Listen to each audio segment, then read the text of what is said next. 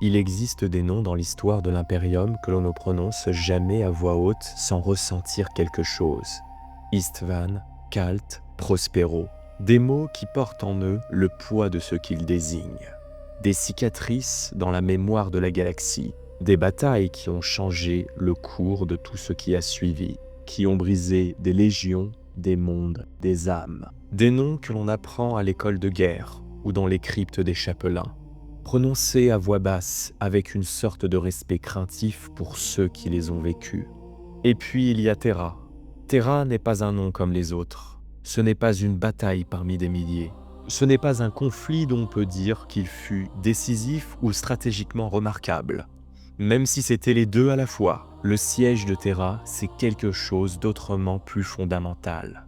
C'est la ligne de fracture, le point précis à partir duquel tout ce que vous connaissez, tout ce que l'Imperium est aujourd'hui dans son horreur et sa grandeur mêlée s'est formé, comme un os brisé qui repousse légèrement de travers.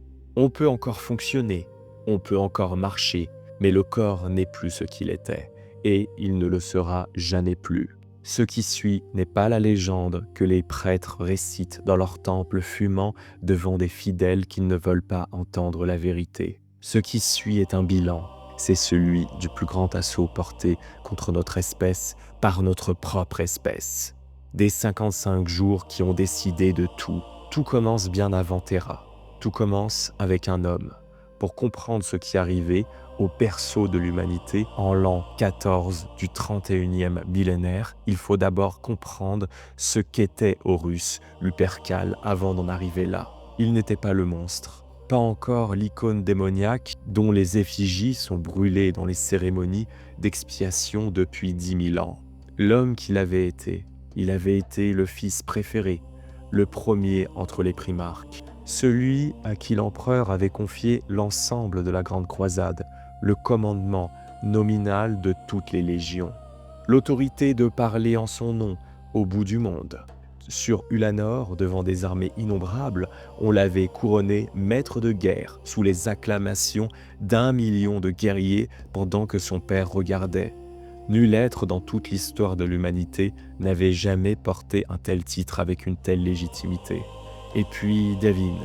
Ce qui revint de Davin n'était plus tout à fait Horus. Ce qui marchait dans son armure, ce qui planifiait avec une lucidité froide et terrifiante sur Istvan, ce qui avait semé le chaos depuis 7 années d'hérésie à travers la moitié de la galaxie, tout cela portait son visage, portait son génie, mais était habité par quelque chose d'autre.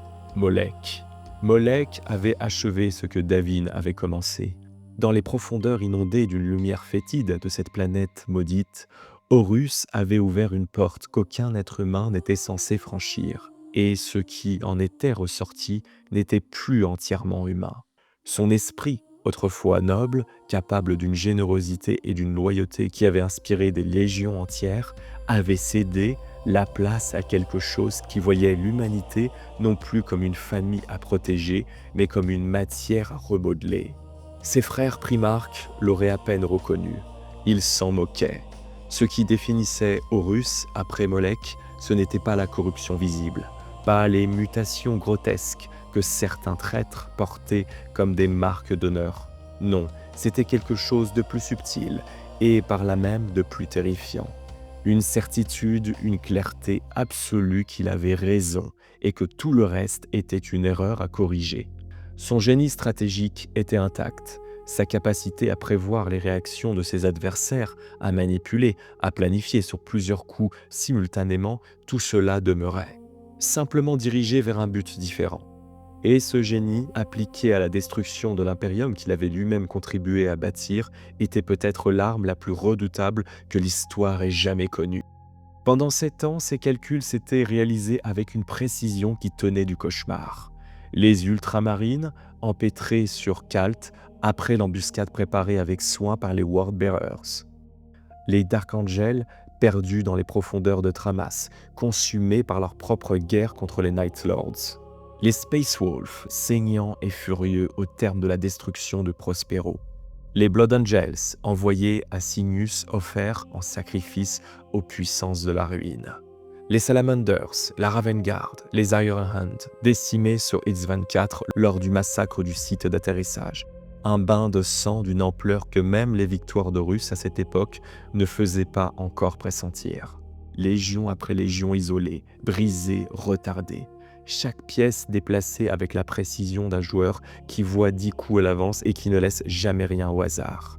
Et derrière tout cela, silencieuse, invisible, l'Alpha Légion. Déjà infiltrée dans les installations de défense du système Sol. Des années de travail patient. Des hommes remplacés, des codes compromis, des failles plantées dans les fondations de ce qui aurait dû être la forteresse imprenable de l'humanité. Quand la flotte de Russes arriverait, certaines des batteries de défense censées la détruire ne tireraient pas. Certains officiers censés coordonner la résistance seraient des imposteurs. Certaines informations censées atteindre le haut commandement loyaliste seraient interceptées. Une toile de laquelle personne ne s'était encore échappé. La campagne de Beta-Garmon avait balayé le dernier obstacle. La mort des Titans, c'est le nom que les survivants lui donnèrent. L'ultime barrière stratégique protégeant les approches de Terra, contrôlant les seules routes stables du Warp menant au système Sol. Pendant des mois, des armées titanesques s'y étaient affrontées dans des batailles d'une magnitude qui dépassait l'entendement.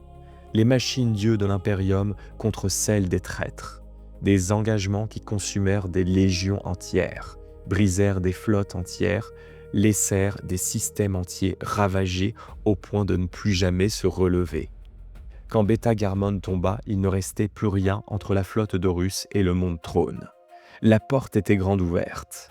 Horus n'était plus qu'à avancer. Ce que l'Imperium avait perdu avant même le début du siège, c'est une histoire qu'on oublie souvent de raconter. Parce qu'elle est trop douloureuse, parce qu'elle dit quelque chose sur la vulnérabilité de l'édifice impérial que les théologiens préfèrent taire. Mars, la planète rouge, le cœur battant du Mechanicum. Les forges qui avaient armé la Grande Croisade depuis le début, qui avaient forgé les armures de 900 légions, construit les titans qui marchaient au nom de l'humanité depuis avant même les premières campagnes d'unification. Le fabricateur général, Kelborhal, nourrissait depuis des années un ressentiment profond.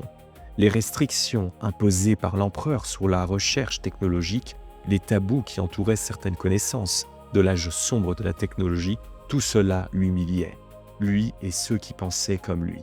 Les émissaires d'Horus avaient su trouver cette fissure et l'élargir patiemment. Quand le signal vint, Kelborhal déclencha la rébellion simultanément avec les premières phases de l'hérésie elle-même. Pas après, au même moment. Comme si quelqu'un avait planifié les deux à la fois et les avait synchronisés au jour près. La trahison livra les vastes capacités de production de Mars aux mains des traîtres. Les forges qui avaient nourri l'Imperium commencèrent à produire des machines corrompues, des systèmes d'armes imprégnés de magie des dieux de la ruine, des engins de guerre que la doctrine du Mechanicum loyaliste aurait refusé de toucher. Le fabricateur, Lukum Khan, avait maintenu des poches de résistance dans certains complexes forges, une résistance héroïque qui coûtait chaque jour davantage mais ne suffisait pas à changer l'équilibre. Terra fut coupée de sa principale source de soutien technologique.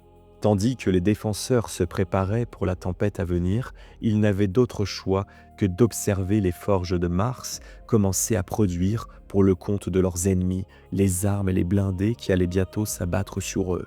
Il n'y avait même pas de quoi savourer l'ironie. La chute des défenseurs extérieurs du système Sol ne fut pas moins dévastatrice. Sur Pluton, l'Alpha Légion avait compromis les réseaux de défense bien avant que quiconque ne les détecte, infiltrant les installations avec une maestria qui n'appartient qu'à eux. Rogaldorn intervint en personne et combattit, selon les archives, le primarque de l'Alpha Légion, Alpharius, qui tomba de ses mains sur la lune d'Hydre. Certains y croient. D'autres, qui connaissent la nature de l'Alpha Légion et son obsession pour la tromperie, doutent qu'il fût possible de savoir avec certitude qui était réellement tombé ce jour-là. Ce qui est certain, c'est que les systèmes de défense extérieurs de Sol furent compromis, et que l'avance des traîtres vers l'intérieur du système ne put être stoppée. Les fortifications de la région Jupiter-Saturne furent submergées par Perturabo, le primarque des Iron Warriors, dont le sens de l'assaut était aussi brutal que précis. Mars tomba entièrement sous le contrôle du Mechanicum noir. Luna tenait plus longtemps grâce à ses vastes réseaux défensifs, mais céda finalement face à un assaut mené par Abaddon, premier capitaine des Sons of Horus, l'héritier désigné du maître de guerre. Même le Phalanx, l'immense vaisseau amiral des Imperial Fists, symbole de la puissance de Dorn et de sa légion, subit une insurrection démoniaque qui força l'amiral Sukasen à battre en retraite avec ce qui restait de la flotte de défense solaire. Pièce après pièce, position après position, inexorablement, pendant 7 années, Rogal Dorn avait travaillé. Pendant 7 années, tandis que la guerre se répandait à travers la moitié de la galaxie, tandis que ses frères primarques mouraient ou menaient des guerres désespérées aux confins du cosmos, le prétorien de l'Imperium avait fait ce qu'il savait faire mieux que quiconque. Il avait construit. Sous sa direction méticuleuse, le palais impérial s'était transformé. Ce qui avait été une construction gigantesque mais fondamentalement cérémonielle était devenu une citadelle de la taille d'un continent. Ses fondations plongeaient dans le manteau de Terra. Ses murs, hausses d'une réfection permanente, encaissaient des charges qui auraient réduit des villes entières en poussière. Ces systèmes de boucliers Void, peut-être les plus puissants jamais construits par des mains humaines, s'étendaient sur des milliers de kilomètres carrés. La porte Saturine, avec ses défenses souterraines dissimulées dans des profondeurs que nul plan ne documentait complètement. Les spatioports de la porte du lion et du mur de l'éternité, transformés en forteresse dans la forteresse. Le bastion Bab et le mur ultime protégeant le palais intérieur. Et au centre de tout, sanctuaire des sanctuaires, la porte d'éternité, l'unique entrée du Sanctum Imperialis où siégeait l'empereur. Des lasers de défense cachés dans des ornements architecturaux qui ressemblaient à des décorations. Des générateurs de boucliers Void dissimulés dans les fondations. Des batteries anti-orbitales déguisées en construction cérémonielle. Des salles de manufacture interne garantissant un réapprovisionnement continu des défenseurs. Théoriquement, le palais pouvait résister à des années de guerre de siège. Théoriquement, car Dorn savait. Il savait ce que personne d'autre ne voulait se formuler à voix haute, même dans les réunions les plus confidentielles. Même dans les rares heures de sommeil qu'il s'accordait, et elles étaient de plus en plus rares à mesure que les nouvelles de Beta Garmon arrivaient, la même pensée revenait. Aucune fortification ne résiste à la puissance combinée de 9 légions renégates si le temps joue contre elles. La question n'était pas de tenir indéfiniment, la question était de tenir assez longtemps pour que les renforts arrivent. Gulliman, avec ses ultramarines, encore loin, encore en train de rassembler ses forces dispersées et de tenter de rejoindre Terra depuis les profondeurs de l'Ultima Segmentum. D'autres formations loyalistes qui couraient vers le système Sol depuis tous les points de la galaxie. Chaque heure gagnée sur Terra était une heure de plus pour eux. Chaque jour tenu était un jour de plus pour que cette course soit remportée. Tout le génie de Dorn était tourné vers cette seule exigence. Tenir, saigner les traîtres. Leur coûter chaque mètre au prix le plus élevé possible. Sur Terra elle-même, pendant tout ce temps, des milliards d'âmes vivaient dans une panique grandissante qui n'avait pas de nom dans les langues officielles de l'Imperium. Le concept même de Space Marine combattant d'autres Space Marines semblait incompréhensible à des civils pour lesquels les légions étaient les défenseurs invulnérables et unis de l'humanité. La trahison d'Horus, autrefois aimé comme le fils préféré de l'empereur, avait créé une dissonance cognitive que beaucoup ne parvenaient tout simplement pas à résoudre. Des cultes se multipliaient dans les bas-fonds des cités ruches. Certains vénéraient l'empereur comme un dieu, en dépit de tout ce qu'il avait toujours dit sur ce sujet. D'autres, plus nombreux que l'on ne voudrait l'admettre, se vouaient secrètement aux puissances de la ruine guidant Horus, persuadés que la victoire des traîtres était inévitable et qu'il fallait mieux s'y préparer. Des émeutes embrasaient des quartiers entiers. Des foules désespérées se massaient autour des spatioports dans l'espoir d'une évacuation qui n'arriverait jamais pour la grande majorité d'entre eux. Certains, enfin, refusaient de croire. Ils regardaient les nouvelles qui arrivaient, les rapports de plus en plus affolés, les témoignages de réfugiés qui décrivaient des choses impossibles et secouaient la tête. Propagande, disait-il. Hystérie de masse. Ces choses-là n'arrivent pas vraiment. Il comprendrait quand le bombardement commencerait. L'armada Renegade se plaça en orbite autour de Terra le 13e jour de seconde douce.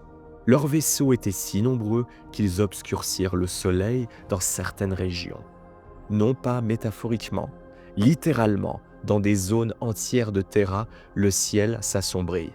Le ciel s'assombrit en plein milieu de la journée, une éclipse artificielle fabriquée par la masse des coques de métal s'interposant entre la planète et son étoile. Les gens levèrent les yeux et virent les silhouettes des vaisseaux de guerre là où il y aurait dû avoir la lumière. Aucun préambule, aucune sommation, aucun ultimatum. Ils initièrent un bombardement qui se poursuivait sans interruption pendant 30 jours et 30 nuits. Des frappes de lance, des macro-obus, des munitions corrompues par le chaos, imprégnées d'énergie qui ne respectait pas les lois normales de la physique. Tout cela tomba sur Terra. Les régions non protégées par les boucliers du palais furent transformées en déserts cramérisés où rien ne vivrait plus pendant des générations. Les estimations parlent de milliards de morts lors de ce seul bombardement initial, des milliards. Un nombre si grand qu'il cesse d'avoir un sens pour l'esprit humain. Alors disons-le autrement. Pour chacun des 55 jours du siège, des millions de civils terriens mouraient sur une planète qui était censée être le cœur d'un impérium, sous les armes de force que cet impérium avait lui-même créées. Les boucliers Void du palais ont tenu. Ils ont tenu contre l'imaginable, fluctuant, vacillant par instants sous des pics de puissance qui auraient atomisé n'importe quoi d'autre, mais ils ont tenu. La tension constante provoqua néanmoins des fluctuations périodiques permettant à certains dégâts de pénétrer. Une usure progressive des systèmes de défense qui s'accumulaient heure après heure. 9 vaisseaux massifs, parmi les plus grands de la flotte Renegade, s'échouèrent délibérément autour du périmètre du palais. Leurs immenses coques s'incrustèrent dans la surface de Terra comme des épines dans la chair, créant des zones d'atterrissage protégées pour les forces terrestres à venir. Ce fut la Death Guard qui revendiqua l'honneur d'être la première légion traîtresse à toucher le sol de Terra. Ces guerriers émergèrent de vaisseaux rongés par la peste, dans des nuages de miasmes toxiques qui tuaient les humains non protégés dans un rayon de plusieurs centaines de mètres. Ce qui avait autrefois été une légion d'élite, réputée pour son endurance implacable, portait maintenant des armures autrefois immaculées et désormais corrodées, suintant des fluides qui n'auraient pas dû exister dans la biologie humaine. Leur primarque était devenu quelque chose que Nurgle avait façonné à son image. Le siège, proprement dit, venait de commencer. Dans le même temps, quelque chose d'autre commença, quelque chose qui n'avait pas de nom dans les rapports officiels, mais que les défenseurs reconnurent immédiatement pour ce que c'était. Les cieux ont changé pour des couleurs qui n'existaient pas. Des visions impossibles se propagèrent parmi les troupes, des hallucinations qui n'en étaient pas tout à fait. La barrière entre le monde réel et le Warp, déjà aminci par des années d'hérésie et de massacres rituels à travers la galaxie, commençait à céder sous le poids combiné de ce qui se passait sur Terra. Dans les zones où les bombardements avaient été les plus intenses, les premiers démons commencèrent à se matérialiser. Le ciel saignait, ce n'était pas une métaphore. C'est Rogaldorn qui se dressa comme le bouclier. L'empereur l'avait nommé prétorien, et ce titre n'était pas honorifique, il signifiait quelque chose de précis, tandis que le maître de l'humanité restait reclus dans le sanctum impérialiste, concentré sur son travail avec le trône d'or et les défenses psychiques que personne ne pouvait voir mais dont tout le monde dépendait. Dorn agissait comme commandant suprême de la totalité des forces loyalistes.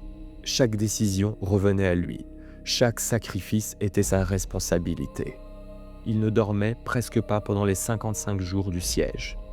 Ce n'était pas une exagération rhétorique. Les officiers qui travaillaient avec lui directement rapportèrent qu'il maintenait une veille quasi continue, ajustant les stratégies, évaluant les rapports, répondant aux crises qui surgissaient sans cesse sur les différents fronts d'un périmètre défensif de la taille d'un continent. Face à des choix impossibles, sacrifier des milliers d'hommes à une position pour s'assurer la victoire sur une autre, ordonner une retraite qui condamnait des unités à l'encerclement pour sauver l'ensemble du dispositif. Dorn prenait ses décisions, sans hésiter, sans montrer ce qu'elles lui coûtaient. Mais ceux qui étaient suffisamment proches de lui pouvaient le voir dans ses yeux, lors des rares moments où sa façade, impassible, se fissurait d'un millimètre. Chaque choix marquait son âme, chaque mort dont il était responsable s'ajoutait à quelque chose qu'il portait et ne déposerait jamais. La 7e Légion, ses Imperial Fists, formaient le noyau de cette défense. Environ 75 000 guerriers au début du siège, positionnés avec une précision chirurgicale à travers le complexe du palais. Chaque frère de bataille était à la fois ingénieur et soldat, capable de lire un bâtiment, d'identifier ses faiblesses structurelles, de renforcer en quelques heures une position qui aurait pris des semaines à construire normalement. Ils se positionnaient aux remparts les plus exposés, aux carrefours les plus disputés, là où la présence d'un Space Marine vêtu de jaune et noir donnait aux troupes mortelles tout autour d'eux la force de tenir un peu plus longtemps. Tout au long du siège, la 7e Légion subit les pertes les plus élevées parmi les marines loyalistes. Elle ne s'arrêta pas. Le seigneur sénéchal, Fafnir Ran, commandait les forces au spatioport de la Porte du Lion, avec 18 000 Imperial Fists et près de 800 000 soldats de l'armée impériale. Sigismund, premier capitaine, récemment élevé par Dorn au rang unique de champion de l'empereur, dirigeait les unités d'élite envoyées là où la situation devenait désespérée. Là où Dorn fournissait le bouclier, Jakatai Khan et ses White Scars servaient d'épée. La 5e Légion refusait la défense statique par nature, par doctrine, par tout ce qu'elle était depuis sa création. Le Khan avait adapté sa philosophie de guerre éclair au champ de bataille urbain de Terra, construisant des forces de frappe rapides, capables de se porter en quelques heures sur n'importe quel secteur menacé, d'exploiter une brèche dans les lignes ennemies avant que les traîtres ne puissent la combler, de frapper et de disparaître avant qu'une réponse coordonnée ne soit possible. Ces guerriers se déplaçaient à travers les artères du palais comme s'ils avaient été créés pour cela. Des regards complices échangés dans la vitesse, des hochements de tête entre des frères qui se croisaient entre deux engagements. Des hommes trouvant dans ce mouvement perpétuel une forme de connexion que l'immobilité des tranchées ne leur aurait jamais accordée. Les Blood Angels arrivèrent peu avant la flotte de Russes, ayant survécu aux horreurs de l'amas de Cygnus, des milliers de guerriers sous les ordres de Sanguinius. Sa seule présence changeait quelque chose, pas symboliquement, concrètement, mesurablement. Des unités qui auraient fui tenaient, des soldats brisés se relevaient. L'ange de sang se déplaçait là où les combats devenaient les plus intenses, ses ailes le portant au-dessus du champ de bataille, son armure dorée captant le peu de lumière qui perçait les cieux enfumés. Quand les soldats de l'armée impériale le voyaient passer au-dessus d'eux dans un fracas d'armes et d'explosions, quelque chose se ravivait dans leur poitrine. Ce quelque chose avait un nom, l'espoir.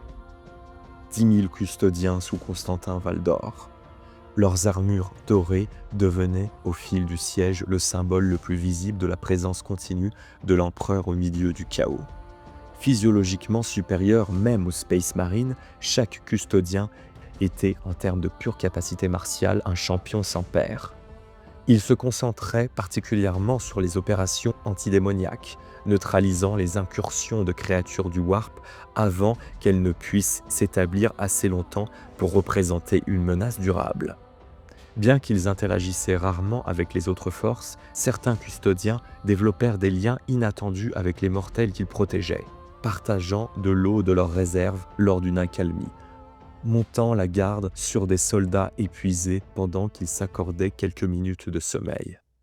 Des gestes infimes, des gestes qui avaient une valeur immense. Les sœurs du silence, des guerrières toutes nées avec le gène paria qui les rendait invisibles au Warp, formant un néant psychique autour d'elles. Face à la pression démoniaque croissante, leurs capacités s'avérèrent inestimables.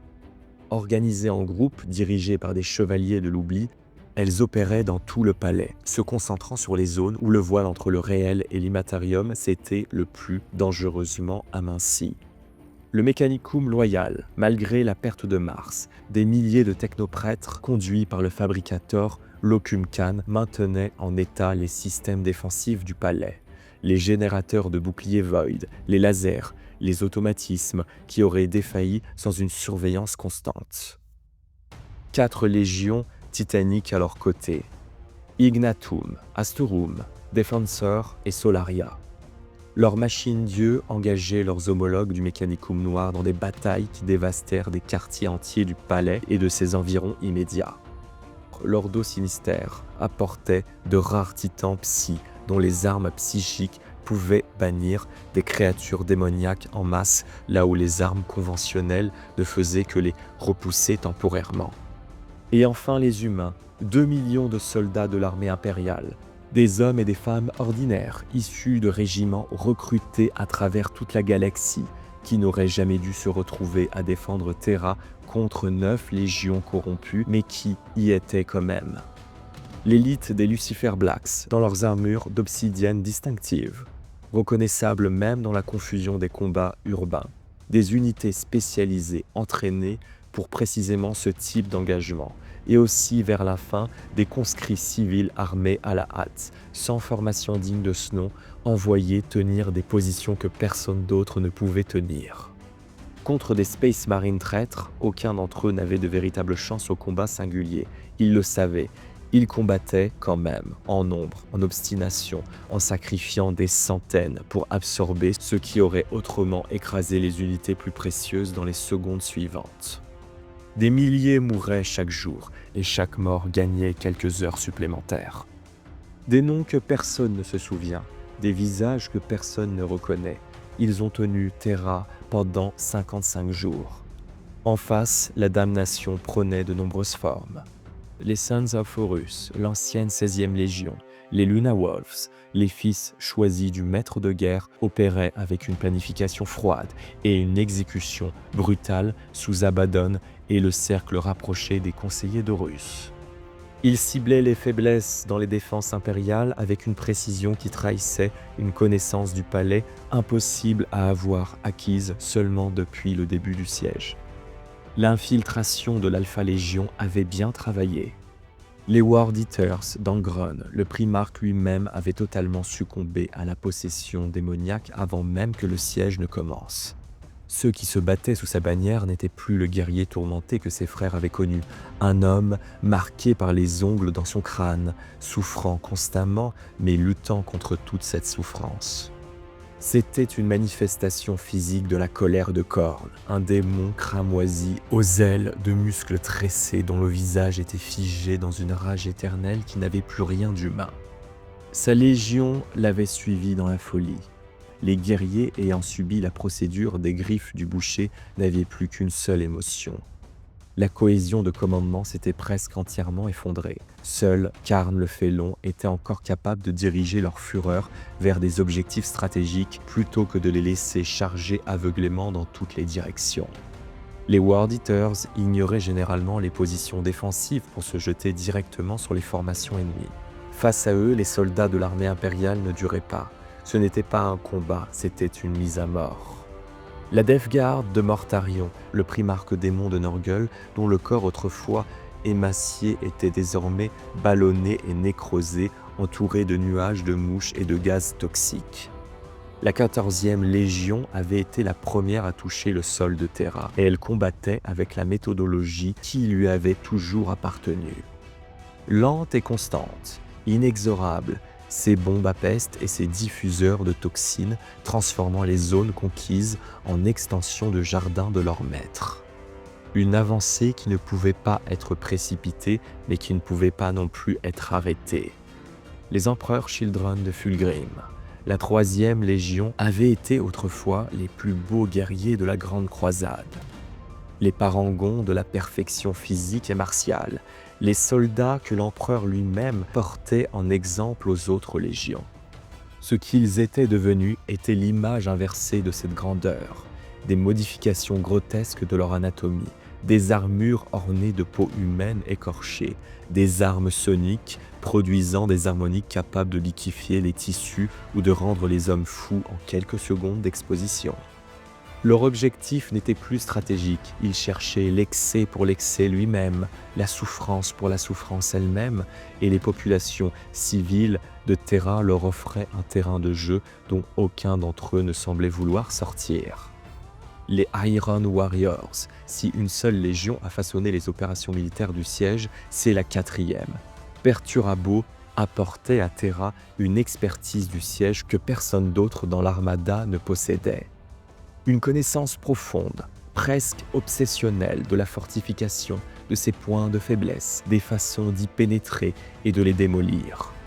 Son amère rivalité avec les Imperial Fists de Dorne, deux légions opposées par nature et par doctrine depuis la Grande Croisade, lui donnait un venin personnel supplémentaire. Il ne voulait pas seulement prendre Terra, il voulait démontrer que tout ce que Dorne avait construit n'était qu'une construction d'orgueil, un château de sable devant un maçon compétent. Cette haine lui tenait lieu de carburant. Il y avait aussi Magnus le Rouge et les Phazon Sons, dont la guerre se menait en grande partie dans des dimensions que la plupart des défenseurs ne pouvaient même pas percevoir. Les Night Lords, avec leur maîtrise de la terreur psychologique, l'Alpha Légion et sa maîtrise de la désinformation opérant à l'intérieur et à l'extérieur des lignes loyalistes avec la même aisance. Les Wordbearers, enfin, la légion qui avait allumé la première flamme de l'hérésie sur les plaines de Monarchia, qui avait planté dans l'âme de Lorgar le ver de la corruption et qui récoltait maintenant ce qu'elle avait semé depuis des décennies. À mesure que le siège progressait, l'influence des dieux du chaos devenait de plus en plus directe et de plus en plus difficile à contester par des moyens conventionnels. La colère de Khorne se propageait comme une infection parmi les défenseurs mêmes, poussant des soldats disciplinés à des actes d'une violence incontrôlée.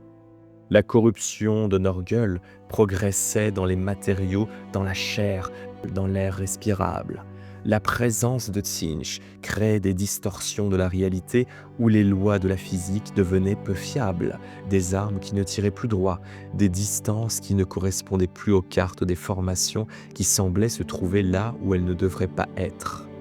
Et Slaanesh générait des phénomènes sensoriels qui ont distrait les défenseurs, les paralysaient et les consumaient de l'intérieur.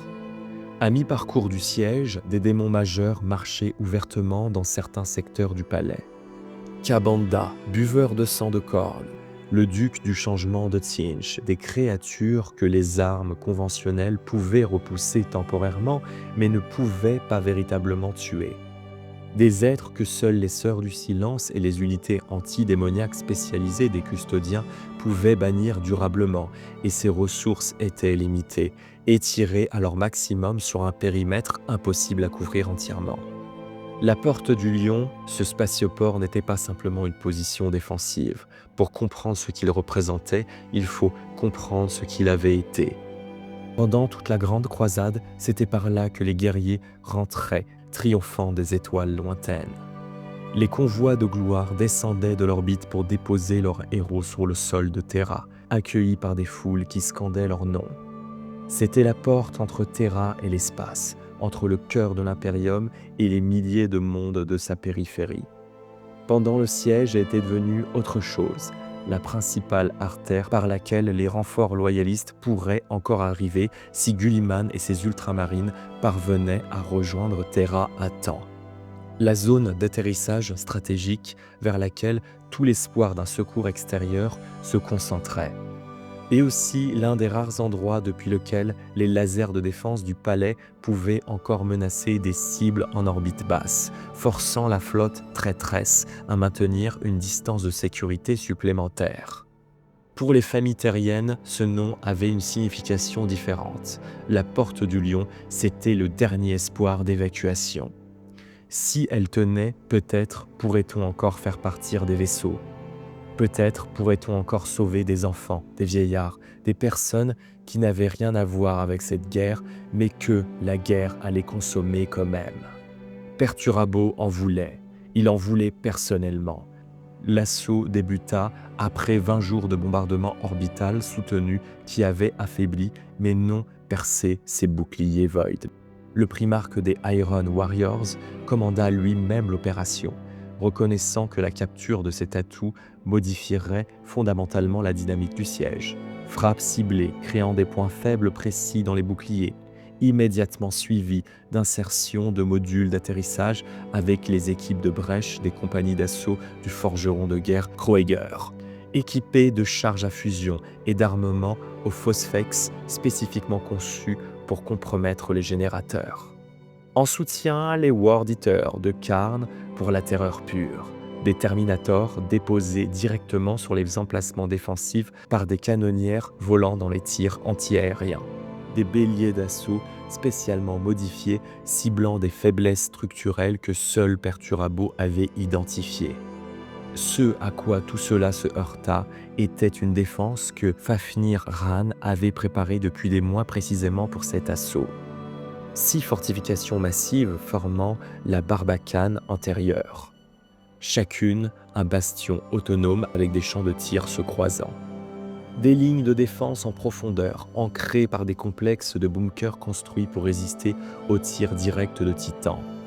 Des zones de mort pré-ciblées, des charges de démolition pour effondrer des sections sur les assaillants, des positions de repli canalisant les ennemis vers des embuscades soigneusement préparées. Ran n'avait jamais envisagé de tenir indéfiniment. Il avait conçu chaque position pour infliger un maximum de pertes avant un retrait ordonné vers la ligne suivante. À mesure que les défenses extérieures s'effritaient sous l'assaut soutenu, le seigneur sénéchal mit en œuvre ce que les survivants décriraient plus tard comme la défaite parfaite. Un retrait combatif qui donnait une valeur stratégique maximale d'une position ultimement intenable. Les charges de démolition effondrèrent des supports structurels clés, ensevelissant des centaines de Space Marines traîtres tout en créant simultanément de nouveaux goulets d'étranglement. Les escouades conduisirent des retraites combatives dans des couloirs préparés, forçant les assaillants à avancer à travers des zones de mort successives. Dans la salle de contrôle principale, Ran livra son dernier combat avec environ 100 vétérans en armure Terminator contre des vagues de berserkers World Eaters. Les archives impériales officielles restaient délibérément floues sur son sort final. Les récits des traîtres affirment que son corps fut découvert entouré de centaines de cadavres ennemis, son épée énergétique brisée mais toujours serrée dans sa main automatique. Son dernier message, transmis depuis cette position pendant qu'elle était encore tenue, était d'une concision caractéristique des Imperial Fists. La porte tombe, l'œuvre du prétorien encaisse, le fer se brise contre la pierre. Après le spatioport sécurisé, après une vingtaine d'heures de combat intense, les forces traîtresses commencèrent immédiatement à le transformer en tête de pont principale. Le cycle d'atterrissage continu des Thunderhawk, des Iron Warriors, livrait de l'équipement de siège, des batteries d'artillerie, du soutien blindé. Et quelque chose d'autre, quelque chose qui changeait tout ce qui allait suivre. La Legio Mortis débarquait ses titans. À leur tête, le Dies Irae. Ce que Jaghatai Khan fit ensuite, ses frères primarques n'y croyaient pas. Dorn et Sanguinius exprimèrent tous deux de graves réserves. Les White Scars représentaient un tiers de la force défensive Space Marine de Terra. Engager la Légion entière dans une opération de frappe rapide pour reprendre une position que la sagesse militaire conventionnelle considérait comme définitivement perdue, c'était prendre un risque que beaucoup jugèrent insensé. La réponse du Khan fut simple. Un mur peut tenir 10 000 ans, mon frère. Mais un coup d'épée peut changer l'histoire en un battement de cœur. L'opération Aube, déclenchée à 3 heures du matin, synchronisée pour coïncider avec le cycle d'activité le plus bas de la Death Guard qui occupait le spatioport. Des dizaines de petits éléments de frappe attaquant simultanément des objectifs spécifiques, selon un calendrier précisément coordonné. Les escadrons de motojets en tête contournant les lignes défensives établies pour frapper directement les nœuds de commandement et de contrôle, semant la confusion avant que le reste de la force frappe. L'armure lourde de la Légion livrant des vétérans en armure Terminator dans les goulets d'étranglement critiques au moment précis où la confusion était à son maximum. En 6 heures, les chambres de contrôle principales, les réseaux de lasers de défense, les plateformes d'atterrissage extérieur, tout était sécurisé. À l'aube, donnant son nom à l'opération, la bannière des White Scars flottait sur la plus haute flèche de la porte du Lion. La victoire fut de courte durée. Quelques jours plus tard, les forces traîtresses reprendraient la position. La réalité stratégique ne permettait pas de maintenir un point aussi exposé sans ressources que les défenseurs n'avaient pas. Mais son impact psychologique résonna à travers tout le palais d'une façon que les chiffres ne pouvaient pas mesurer. Pour des défenseurs qui n'avaient vu que des retraites depuis le début du siège et qui avaient appris à chiffrer leur journée non pas en victoire mais en maîtres perdus et en camarades morts, la vue des forces d'Horus en déroute désorganisée offrit quelque chose d'irremplaçable. La preuve que ce n'était pas inévitable. Des jours précieux gagnés. Des jours durant lesquels, quelque part dans le Warp, les renforts de Gulliman couraient vers Terra aussi vite que leur navigateur l'osait.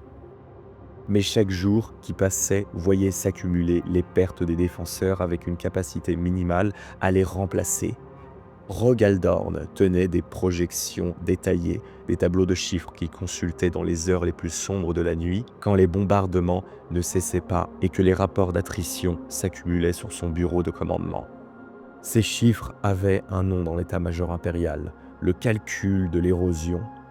Les traîtres continuaient à recevoir des renforts via de multiples zones d'atterrissage. Les défenseurs ne recevaient rien. Les primarques loyalistes faisaient face à une conclusion que personne n'avait envie de formuler à voix haute, mais que tout le monde avait calculé indépendamment. Sans renfort extérieur, les défenses du palais finiraient par s'effondrer. Peu importait la brillance tactique, peu importait l'héroïsme individuel, le calcul était arithmétique et impitoyable. La question n'était plus de savoir si Terra pouvait résister indéfiniment. La question était si elle pouvait tenir assez longtemps. Il y a des victoires qui ressemblent à des défaites, et il y a des défaites qui ressemblent à des victoires. Le piège de Saturnine fut les deux à la fois. La 4e semaine du siège, Perturabo avait trouvé la fissure. Ce don particulier avait fait des Iron Warriors la terreur de toute la Grande Croisade. Là où d'autres primarques voyaient des fortifications, Perturabo voyait des squelettes. Il voyait les os, la structure interne, les endroits où la chair était épaisse et les endroits où elle était fine.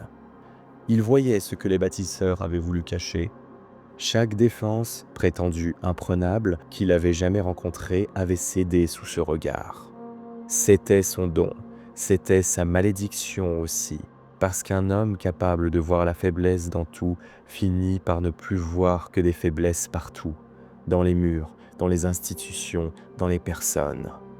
Dans les fondations sous le cadran est de Saturine, les relevés géophysiques révélaient une anomalie structurelle, un manque de renforcement que l'on ne trouvait nulle part ailleurs sous le périmètre défensif. Une approche souterraine possible qui contournait entièrement les défenses de surface, et surtout ce qui rendit cette découverte particulièrement précieuse aux yeux de Perturabo, une section commandée personnellement par Rogaldorn. Pas délégué à un officier subalterne, signé du prétorien lui-même. C'était une chance de frapper directement la réputation de son rival. Il présenta ses conclusions au conseil de guerre d'Horus avec une précision froide. D'autres commandants traîtres émirent des réserves. Engager des forces d'élite dans des espaces souterrains confinés, là où leur avantage numérique et leur mobilité seraient annulés, c'était dangereux. Mais la réputation de Perturabo l'emportait. Ce qu'aucun des présents ne réalisait, c'est qu'il voyait exactement ce que Dorn voulait qu'il voie. La faiblesse structurelle de Saturnine n'était pas une erreur, c'était un appât. Rogaldorn avait passé des mois à regarder les mêmes chiffres que Perturabo. Il savait ce qu'il avait et ce qu'il n'avait pas. Ses ressources ne lui permettaient pas de défendre correctement et simultanément les 4 portes principales contre un assaut concentré. L'arithmétique était impitoyable. Alors Dorn fit ce qu'un seul esprit vraiment froid peut faire. Il choisit de sacrifier délibérément le spatioport du mur de l'éternité, lui laissant des défenses adéquates mais non optimale, et concentra ses réserves d'élite pour ce piège. Il garda ses intentions secrètes, même pour ceux commandés de défendre le mur de l'éternité, leur laissant croire que la position serait renforcée en cas d'attaque. Ce mensonge-là le coûterait, mais il en décida quand même. Pendant que les forces traîtresses préparaient leur assaut surprise, Dorn rassembla ce qu'il serait peut-être la collection de guerriers individuels la plus formidable vue durant toute l'hérésie. 7 escouades d'élite, environ 70 vétérans chacune, positionnés dans les zones souterraines aux emplacements précis où les foreuses termites allaient émerger. Des champions légendaires à leur tête. Le premier capitaine, Sigismund, champion de l'empereur. Garviel Loken, ancien Sons of Horus, devenu chevalier errant. Nathaniel Garro, de la Death Guard, reforgé dans la loyauté. Handrid Har, World Eater, qui avait rejeté la voix d'Angron. Le capitaine Bel Sepatus, des Blood Angels. Elig Galor et Maximus Tan, des hommes qui avaient regardé leur légion trahir tout ce qu'ils avaient cru, et ils avaient choisi autrement. L'assaut souterrain débuta comme Perturabo l'avait planifié.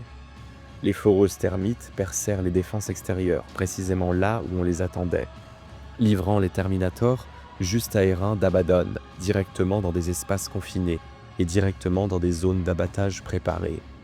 Ce qui devait être une attaque surprise se transforma en embuscade. Des fusils à plasma brûlant la céramite dans des corridors trop étroits pour esquiver. Des armes à graviton doublant le poids des armures Terminator jusqu'à les rendre quasiment immobiles. Des charges à fusion placées au point de faiblesse structurelle que seul quelqu'un ayant étudié ces tunnels pendant des mois aurait pu identifier. Les Terminators d'Abaddon combattirent vaillamment. Ils étaient parmi les meilleurs guerriers de la galaxie. Ça ne changea rien. La décision la plus dévastatrice fut celle d'Arcanland. Le béton à prise rapide expérimentale, la Rocrette, fut déversé dans des sections entières de tunnels, solidifiant en quelques secondes. Avec les traîtres toujours à l'intérieur, ensevelis vivants. Ce sort était, à certains égards, pire que la mort. Leur physiologie améliorée signifierait que beaucoup resteraient conscients pendant des jours ou des semaines, alors que les systèmes de leur armure défaillaient progressivement, piégés dans une obscurité parfaite, avec pour seule compagnie leurs propres pensées et la conscience de leur échec. En 30 minutes, la force de frappe avait dégénéré en retraite désespérée. Plus de 60% des Terminators assaillants étaient perdus. Abaddon lui-même manqua de périr, sauvé uniquement par le sacrifice de sa garde d'honneur. Pendant ce temps, en surface, Fulgrim lançait l'assaut de diversion censé détourner l'attention des défenseurs. La 3e Légion, avec ses armes soniques, ses harmoniques capables de liquéfier les tissus humains tout en laissant les structures intactes. Ce qu'ils rencontrèrent était une défense commandée par Sigismund en personne, revenu à la surface une fois l'embuscade souterraine terminée. Les positions des Imperial Fist avaient été construites avec minutie, chaque position couvrant la suivante, chaque avancée canalisant les assaillants vers de nouvelles zones de mort.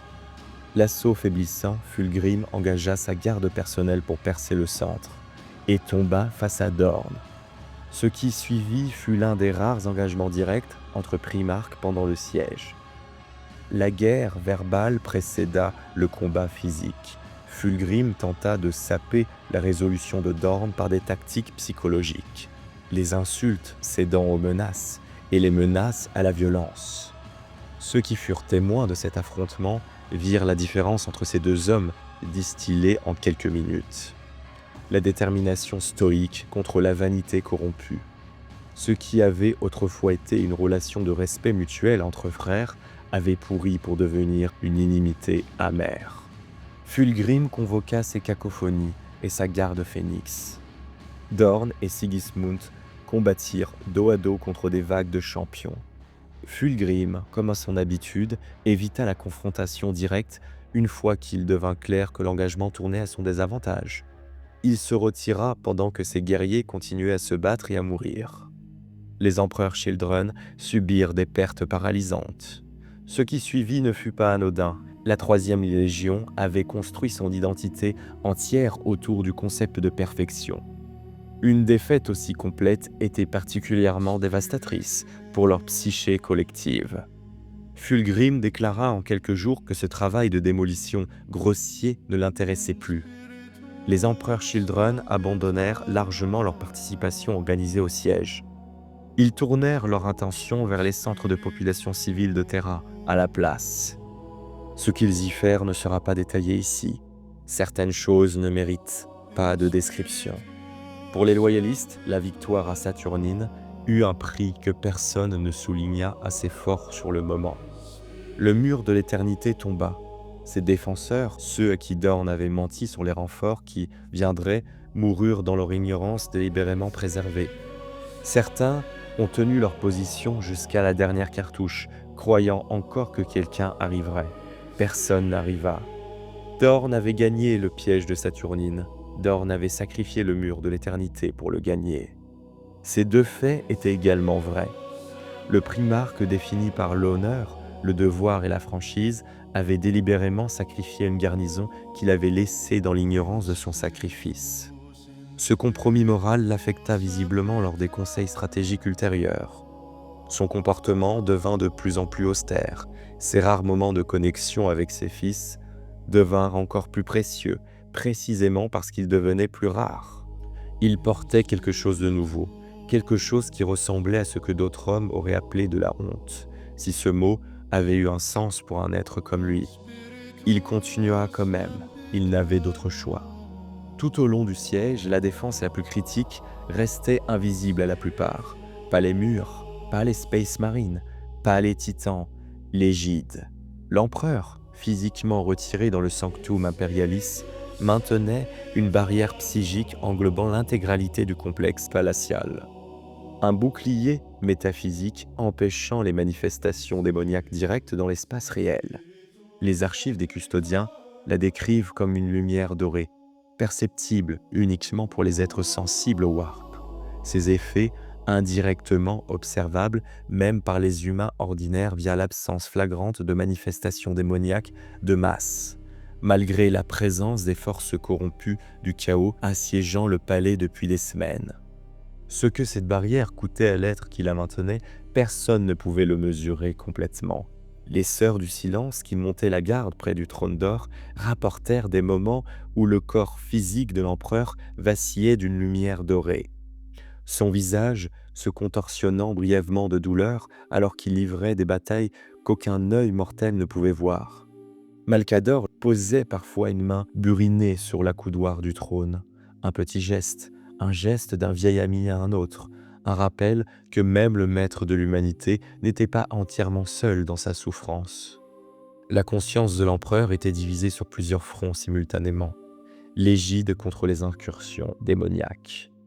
Le maintien de l'intégrité du portail impérial de la toile situé sous le palais, instabilisé par l'intrusion psychique désastreuse de Magnus des années auparavant, menaçant de créer une faille warp permanente au cœur même de Terra, une catastrophe qui aurait rendu le siège entier sans importance, en transformant le monde trône en monde démon.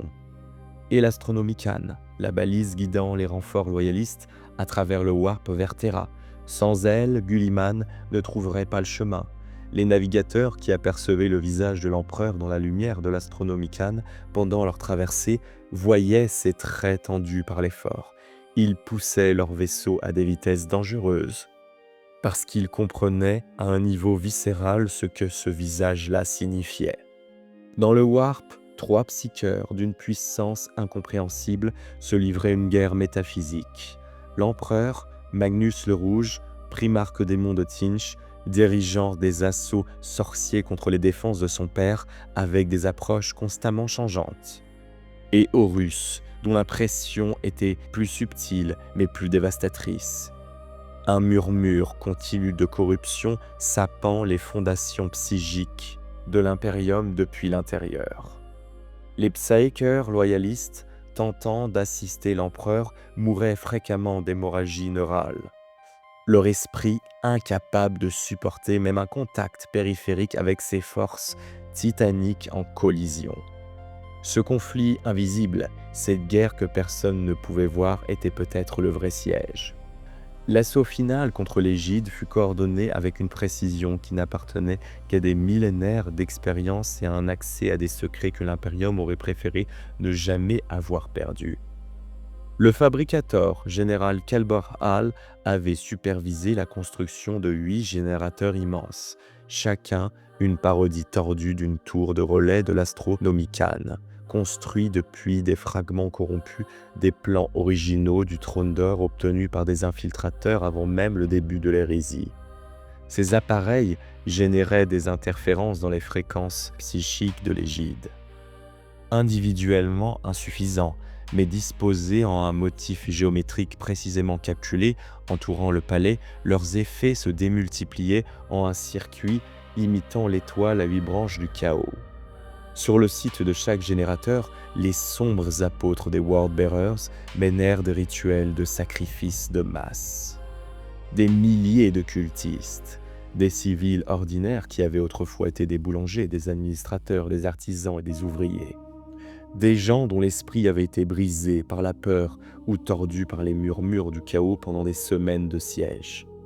Leur mort canalisée par des géométries profanes directement contre les défenses de l'empereur. Magnus coordonna les 8 sites en un circuit unique, et Horus se projeta lui-même à travers le warp au moment précis de vulnérabilité maximale. Le 35e jour du siège, la réalité se déchira simultanément en de multiples points sur Terra. L'égide s'effondra. Ce qui suivit appartient à une catégorie d'événements pour lesquels les mots humains ne sont pas adaptés. Quand l'égide tomba, des êtres qui n'avaient pas de corps, qui n'avaient jamais eu de corps, qui étaient des idées rendues chères par la foi et la souffrance accumulée, obtenirent un accès direct au plan matériel de Terra. Des démons majeurs représentant les 4 dieux du chaos se matérialisèrent dans les zones de combat. Kabanda, buveur de sang de corne, qui avait affronté Sanguinius dans l'amas de Cygnus et cherchait maintenant à achever ce duel inachevé. Des êtres que les armes conventionnelles pouvaient bannir mais pas détruire. Le mur ultime céda ensuite. La fortification massive, séparant le palais extérieur des sanctuaires intérieurs, avait résisté à des semaines de bombardements sans compromission structurelle. Ce furent ces boucliers Void, affaiblis par l'effondrement général de l'égide, qui le condamnèrent. Le Dies Irae, le titan de classe impérator de la Légion Mortis, s'élevant à plus de 40 mètres, son armement incluant des armes de la puissance de vaisseaux capitaux, son âme de machine enchaînant désormais un puissant démon à l'intérieur de ses systèmes. Son princeps, un homme qui avait jadis juré de protéger l'humanité, concentra sa puissance de feu sur une section unique du mur ultime. 90 minutes de bombardement ininterrompu. Une section de 200 mètres s'effondra. La brèche que les forces traîtresses attendaient depuis le début du siège. La défense du palais extérieur devint impossible. Les traîtres s'engouffrèrent par de multiples failles. Les démons contournaient entièrement les fortifications en se matérialisant directement derrière les lignes impériales. Pour les troupes de l'armée impériale qui manquaient à la fois d'entraînement et d'équipement pour combattre efficacement des démons, les ordres passèrent de « tenez la position » à « retarder et repliez-vous ». Dans ces moments-là, de petits actes de courage fleurirent dans la terreur. Des sergents tenant bon pour permettre à d'autres de fuir. Des chapelains dont la foi repoussait brièvement les créatures du Warp. Des soldats ordinaires formaient des cercles protecteurs autour de civils alors même qu'ils étaient mis en pièces. Ces héros sans nom, ces noms perdus. Ils créèrent avec leur vie de précieuses secondes. Des secondes qui, collectivement, permirent à des milliers d'autres d'atteindre la sécurité. On ne les connaîtra jamais. Ils méritaient mieux. Rogaldorn ordonna le repli général vers le palais intérieur. Militairement, ce n'était pas la décision correcte. Cette retraite impliquait l'abandon de milliers de blessés qui ne pouvaient être transportés dans le temps imparti. Des installations médicales majeures, des manufactures de munitions, des complexes de refuges civils abritant des millions de réfugiés. Abandonnés. Le capitaine Kamba Diaz des Imperial Fist mena l'une de ses actions de retardement au bastion de l'Illumination. Lui et sa compagnie entière achetèrent environ 6 heures, au prix de leur vie.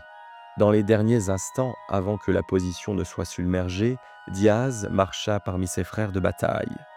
Il serra les avant-bras une dernière fois, croisa chaque regard. Aucun mot ne fut nécessaire entre des guerriers qui avaient combattu ensemble pendant des décennies. Alors que les derniers transports d'évacuation partaient, ceux qui restaient se mirent en formation défensive parfaite. Leurs bolters levés dans un salut silencieux à des frères qu'ils ne reverraient jamais. La question désormais n'était plus de savoir si le palais tiendrait. La question était combien de temps. Le 55e jour, un changement dans les cieux. Le Vengeful Spirits, vaisseau amiral d'Horus, désactiva soudainement ses boucliers Void, suspendus en orbite basse au-dessus du palais complètement vulnérable.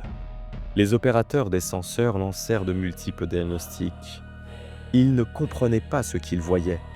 Le vaisseau, le mieux protégé de toute l'armada traîtresse, dérivait exposé comme une invitation. Ce n'était ni un dysfonctionnement, ni une erreur tactique, c'était un défi.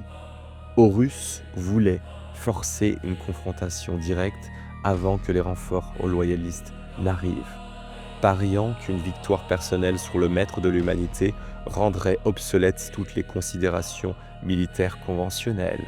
C'était les deux à la fois, une opportunité et un piège, et l'Imperium ne pouvait pas se permettre d'ignorer l'opportunité.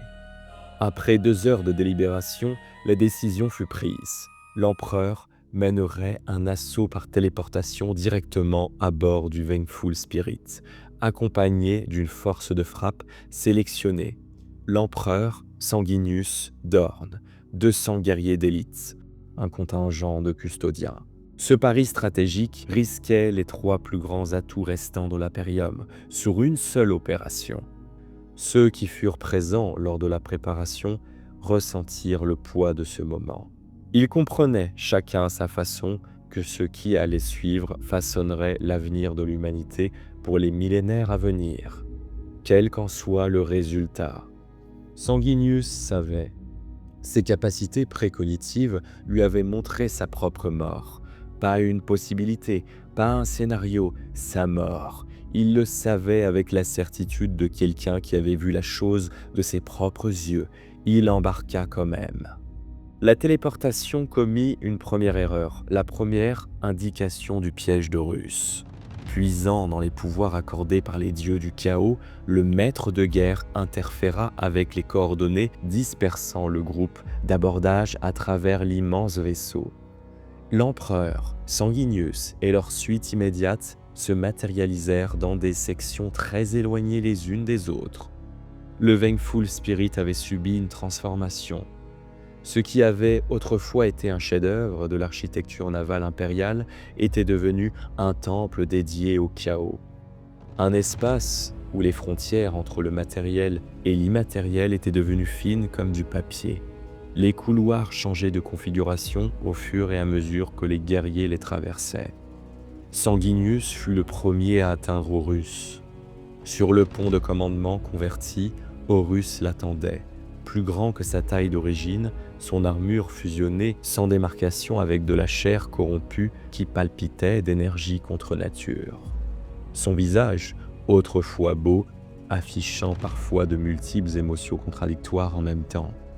Sanguinius ressentit une vague de chagrin en voyant cette créature. Cet homme brisé qui avait autrefois été son frère le plus proche. Celui qui l'avait soutenu quand d'autres questionnaient l'existence de ses ailes, qui avait partagé des blagues privées pendant d'interminables conseils de guerre, qui s'était tenu à ses côtés, épaule contre épaule, face à des défis impossibles sur d'innombrables champs de bataille.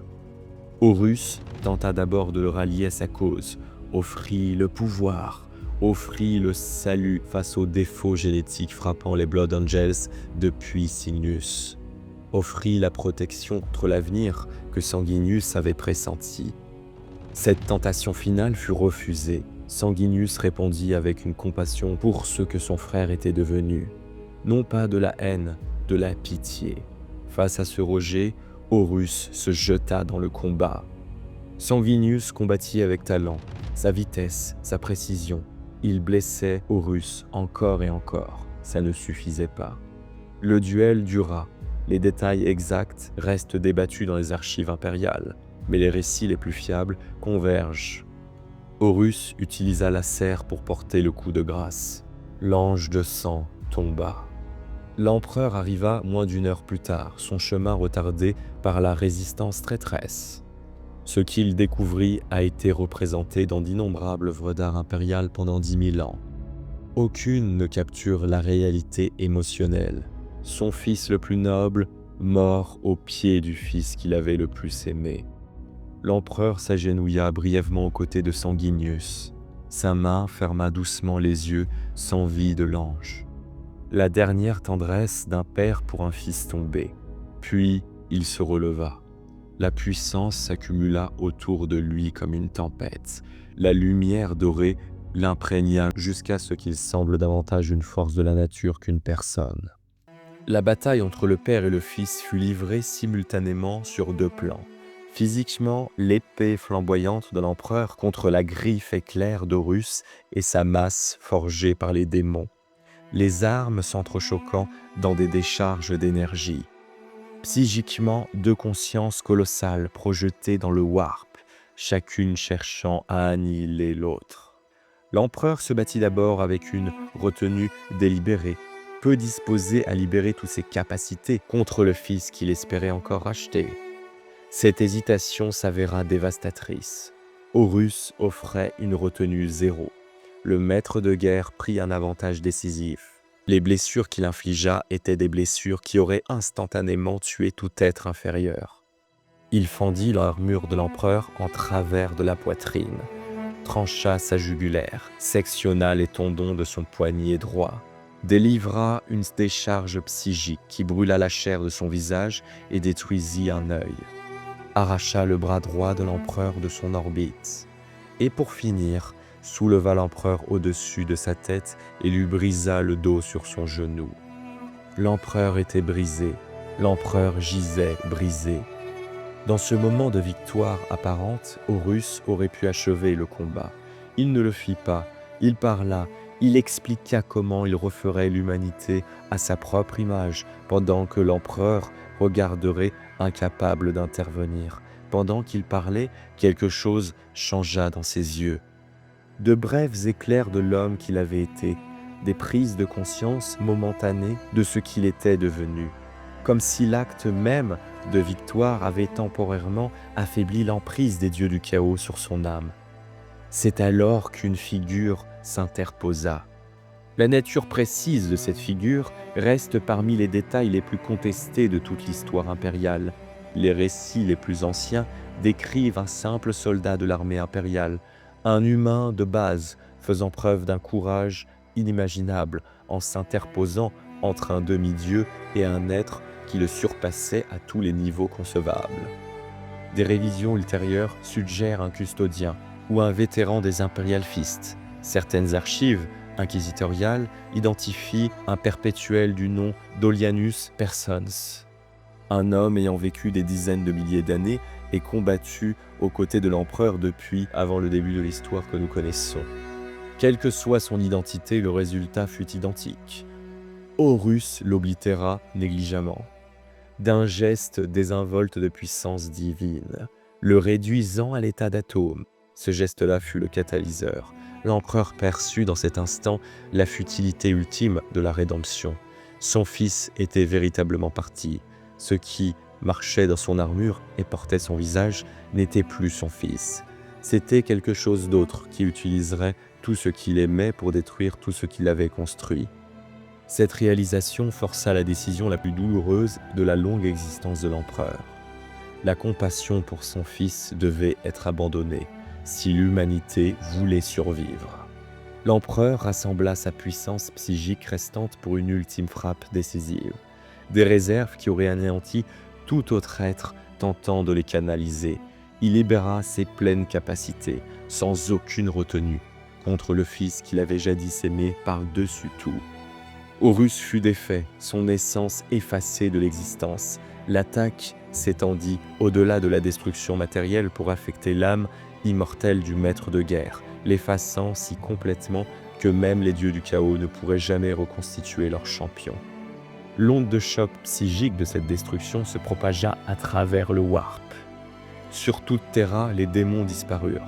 Des êtres qui se battaient au milieu d'une attaque s'évaporèrent dans l'air. Des soldats impériaux qui avaient fermé les yeux face à une mort certaine les rouvrirent pour ne trouver que du vide là où se tenaient des créatures cauchemardesques quelques secondes auparavant. La victoire était totale, le prix l'était aussi. L'empereur avait prévalu. Ses blessures physiques, combinées à la dépense psychique, laissaient le maître de l'humanité mortellement blessé, sa conscience commençant à s'estomper. Dans le silence du pont transformé du Vengeful Spirit, les forces impériales survivantes se rassemblèrent autour de leur maître tombé. Les Blood Angels soulevèrent doucement le corps de Sanguinius, berçant l'ange malgré leurs propres blessures. Les custodiens formèrent un cercle protecteur, leur armure dorée désormais terne couverte de sang et de cendres. Rogaldorn arriva quelques minutes après la victoire de l'empereur. Il tomba à genoux. Le stoïque prétorien, l'homme qui avait pris des décisions impossibles sans vaciller pendant 55 jours de siège, fut momentanément submergé. Ce qu'il portait dans ses bras quand ils commencèrent l'extraction, ce n'était pas seulement son père blessé, c'était le dernier espoir de l'humanité, acheté au prix du cœur d'un père et de la vie d'un fils. Dans les forces traîtresses, la destruction d'Horus produisit un effondrement catastrophique. La structure hiérarchique qui avait organisé 9 légions renégates s'écroula en centres de pouvoir concurrents aux objectifs contradictoires. Les primarques restants s'engagèrent dans des luttes de pouvoir immédiates qui paralysèrent toute opération coordonnée. Les communications interceptées révélèrent que Mortarion affirmait son autorité sur les opérations terrestres, que Perturabo revendiquait le commandement des moyens spatiaux, aucun ne reconnaissant la légitimité de l'autre. Ce qui avait été un assaut coordonné dégénéra en combat fragmenté sans direction stratégique. Abaddon s'était échappé du Vengeful Spirit. Il rassembla les Sons of Horus restants, le visage marqué par le chagrin sous sa colère. Ses doigts effleurèrent l'œil d'Horus peint sur son épaulière, le symbole d'un père désormais effacé de l'existence. Dans sa rage et sa détermination à continuer, quelque chose en lui semblait creux, un vide qu'aucune conquête ne pourra jamais combler. Il s'en souviendrait pour des millénaires. Rogaldorn porta personnellement le corps brisé de son père à travers des couloirs conçus pour le transit rapide. Mais désormais endommagé par des semaines de guerre, le sang des blessures de l'empereur s'infiltra dans les jointures de l'armure de Dorn, un serment cramoisi qui ne serait jamais effacé, peu importe combien de siècles s'écouleraient. Dans la chambre du trône d'or, quelqu'un attendait. Malcador avait maintenu sa position sur le trône d'or tout au long de l'absence de l'empereur, utilisant ses propres et considérables pouvoirs psychiques pour soutenir les protections défaillantes sur le portail de la toile. Une entreprise suicidaire, les exigences psychiques du trône d'or dépassaient même les capacités de Malcador. Ceux qui l'apercevaient pendant son devoir décrivaient une figure se flétrissant sous leurs yeux, sa carrure rétrécissant, sa peau devenant translucide, ses cheveux tombant comme s'il vieillissait de plusieurs siècles en quelques jours. Ses yeux restaient clairs. Malgré ses souffrances, il murmurait parfois de petits mots d'encouragement à ceux qui entretenaient l'équipement autour du trône, sa voix devenant plus faible, mais non diminuée en esprit. Dans ces petits moments d'humanité, persistant à travers une douleur inimaginable, résidait peut-être le véritable héroïsme du sacrifice, du sigillite. Pas le geste cosmique, les murmures, l'attention portée aux autres dans ces dernières heures. Quand le groupe de Dorn atteignit la chambre, Malcador était dans les stades finaux de son effondrement biologique, à peine reconnaissable, réduit à une coquille presque morte. Par la pure force de sa volonté, il arrêta temporairement sa propre détérioration biologique pour que Dorn puisse amener l'empereur devant lui. Il tendit des mains tremblantes. Le contact entre les deux psychers créa ce que Constantin Valdor décrivit comme un pont d'or entre des étoiles mourantes, un transfert d'énergie visible par lequel Malcador transmit sa force vitale restante directement à l'empereur. Dans cet acte final de dévotion, son regard ne contenait aucun regret, seulement une acceptation paisible. Malcador s'effondra, son corps se réduisit en une poussière si fine qu'elle se dispersa dans les courants de ventilation de la chambre. Un technoprêtre recueillit doucement une petite portion de cette poussière dans une fiole et la pressa dans la main de Dorn sans dire un mot. Comprenant que même dans ce moment de signification cosmique, le besoin humain de se souvenir méritait d'être reconnu, les 7 minutes de conscience accordées par le sacrifice de Malcador donnèrent à l'empereur le temps de délivrer ses dernières instructions.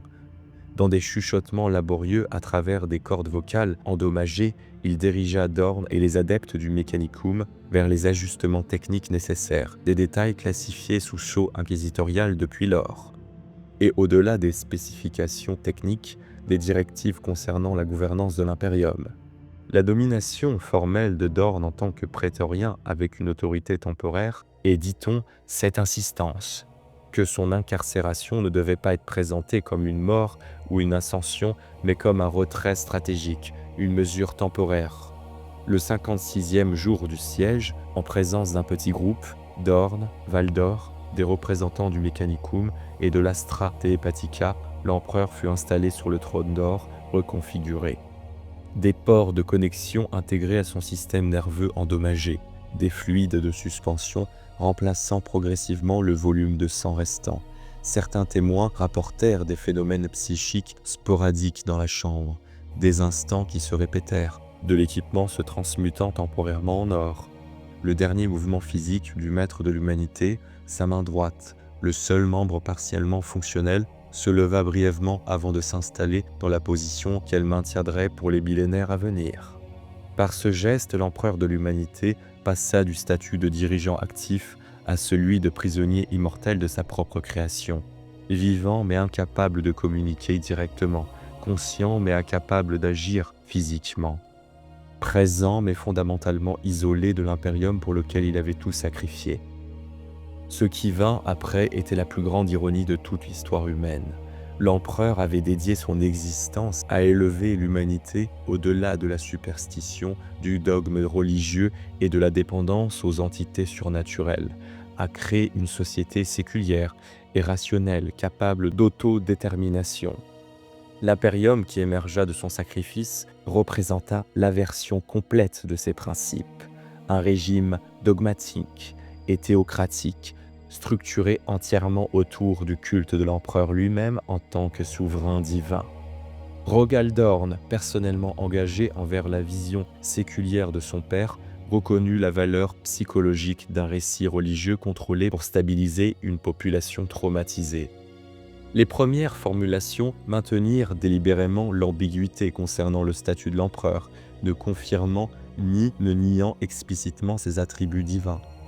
En l'espace d'une seule génération, la politique impériale devint dominée par l'interprétation théologique plutôt que par l'évaluation empirique. Et l'empereur, immobile sur le trône d'or, présumé conscient, fut contraint d'assister à cette transformation. Sans pouvoir la corriger, sans pouvoir la rediriger, il avait voulu que l'humanité n'ait pas besoin de Dieu. Il était devenu le Dieu dont elle ne pouvait plus se passer. Les ombres s'étaient allongées dans les archives. Elias Venn ferma le journal. Ses doigts s'attardèrent sous la couverture, réticents à rompre le contact. Des larmes avaient séché sur ses joues, inaperçues. Son dos lui faisait mal après des heures courbées sur le petit bureau. Il ne ressentait aucun inconfort. À travers ses traits d'encre passés, il s'était tenu sur les murs du palais impérial quand les cieux s'assombrissaient de vaisseaux traîtres. Il avait senti le sol trembler sous le pas de machines-dieux en guerre. Il avait entrevu des ailes dorées se détachant sur des cieux enfumés. Le témoignage de Chronos restait introuvable, la demande de l'inquisiteur inassouvie. Pour la première fois en 40 ans de service méticuleux, Elias avait failli à son devoir assigné. Il ne pouvait éprouver aucun regret. Le journal pesait contre sa poitrine, à la fois un fardeau et une bénédiction. Le savoir contenu dans ces pages, brutes et non filtrées par 10 000 ans d'interprétation dangereux, peut être hérétique selon la doctrine actuelle. Et pourtant, n'était-ce pas là la véritable vérité impériale? Non pas les récits sculptés par l'ecclésiarchie, mais le sang, les larmes et le courage de ceux qui s'étaient réellement tenus aux côtés de l'empereur. La décision qui s'offrait à lui était claire. Ramener le journal dans sa cachette et préserver cette petite vérité pure de ceux qui pourraient la détruire, ou remplir son serment envers l'impérium, remettre ce précieux témoignage aux autorités qui pourraient ne jamais permettre à d'autres yeux de s'y poser. La réponse lui vint d'un passage qu'il se rappelait. Des hommes et des femmes ordinaires qui avaient tout donné, non pour la gloire, non pour une récompense, parce qu'ils croyaient en un avenir qu'ils ne verraient jamais. Des noms que personne ne retenait, des visages que personne ne reconnaissait. Ils avaient tenu quand même. Leur sacrifice exigeait l'honnêteté et non des mensonges confortables. Elias Venn, serviteur fidèle de l'administratum depuis 40 ans, redressa les épaules. Le journal restait contre son cœur. Il ferait face à toutes les conséquences. Il porterait ce précieux fardeau. Parce qu'à une époque où les dieux avaient marché parmi les hommes, ce fut finalement le courage humain qui avait sauvé l'humanité. Et 10 000 ans plus tard, dans le sanctuaire feutré des mots anciens, un humble archiviste trouvait sa propre petite mesure de ce même courage. Pour préserver la vérité, quel qu'en soit le prix. Au loin, les cloches cérémonielles sonnèrent l'arrivée de la délégation inquisitoriale. Il marcha vers leur son. Ce que vous venez d'entendre n'est pas une légende. Ce n'est pas le récit que les ecclésiastes récitent dans leur temple. C'est ce qui s'est passé. 55 jours, un palais, des légions, des dieux. Au bout de tout cela, une main qui se lève une dernière fois avant de s'immobiliser pour 10 000 ans. Le siège de Terra n'est pas une victoire, ce n'est pas une défaite. C'est la fondation de tout ce que l'impérium est dans son horreur et sa grandeur mêlée. L'os brisé qui a repoussé légèrement de travers. On peut encore fonctionner, on peut encore marcher, mais le corps n'est plus ce qu'il était, et il ne le sera jamais plus.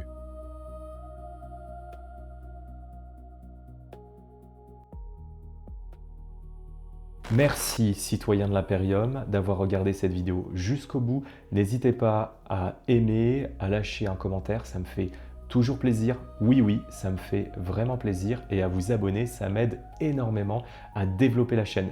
Si vous pouvez, n'hésitez pas à m'aider via ma page Tipeee. Le lien est dans la description. Ça me permet de produire des vidéos toujours plus qualitatives, de vous proposer un meilleur contenu et beaucoup plus de vidéos à l'avenir. Donc vraiment, si vous pouvez, j'en serai très reconnaissant, citoyen de l'Impérium. N'hésitez pas aussi à rejoindre le Discord. Si cette vidéo vous a plu, je vous invite à voir celle-ci sur le culte Genestealer, une menace qui ronge l'Impérium de l'intérieur. Oula, oh, je crois qu'il y a une alerte, citoyen de l'Impérium. Je dois y aller, on est attaqué par des tyrannides.